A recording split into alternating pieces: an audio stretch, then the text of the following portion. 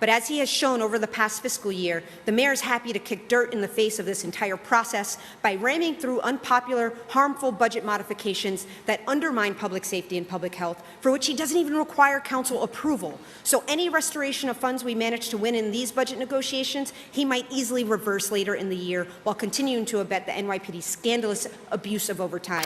We're not talking about that. We're talking about the rent guidelines board. You said before and after that you supported those rent increases. In Nassau, they had a 0% rent increase. Why in New York City, where the real estate is controlling you, Mr. Mayor, why are we having these horrible rent increases last year and this year? Okay, first, if you're going to ask a question, don't point at me and don't be disrespectful to me. I'm the mayor of this city. So it seems the NYC Mayor Eric Adams just can't keep himself from becoming more and more unpopular with the people, including his own constituents, as we just watched 89-year-old housing activist Jeannie Dubnow basically get berated and yelled at for asking him questions. And treat me with the respect I deserve to be treated. I'm speaking to you as an adult. Don't stand in front like you treated someone that's on the plantation that you own. Give me the respect I deserve and engage in a conversation up here in Washington Heights. Treat me with the same level of respect I treat you. That deflection from Eric Adams was honestly one of the most embarrassing responses from a leader I've ever seen. You know, bro, like, you're the head executive of the most prosperous city in the country, one of the most prosperous cities on the entire planet. An NYC panel just proposed a 16% rent increase for 2-year leases in rent-stabilized apartments. You look at the median rents for Manhattan, $4,250, $3,200 for Brooklyn, $2,636 for Queens, and $2,350 for the Bronx.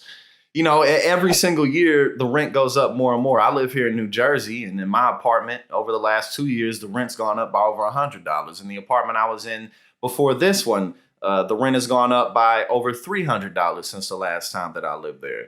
So this is a real serious issue that obviously disproportionately impacts people who don't have a ton of assets and a ton of savings in the bank. But, you know, Eric Adams, this is kind of what he does. He's a strange guy, and I really don't expect him to be in that seat for very many terms. So don't be pointing at me. Don't be disrespectful to me. Speak with me as an adult because I'm a grown man. I walked into this room as a grown man, and I'm going to walk out of this room as a grown man. I answered your question. You know, Eric, Jeannie is your elder. If anything, you should have been the one to give her more respect. She isn't supposed to sit there and talk to you nice and treat you nice when she's an activist for the fact that people can't afford the rent prices. People can't afford to live month to month in the city that you are the head executive of. You know, and Eric Adams expands and protects the NYPD, pushes for rent hikes, but, you know, he wants to eliminate drill music. Let's go after drill music. Hip hop music, that's the reason why we got all this violence. That's the reason why there's all these problems. Systemic issues be damned. I mean, we pulled Trump off Twitter because of what he was spewing. Yet we are allowing music, displaying of guns, violence.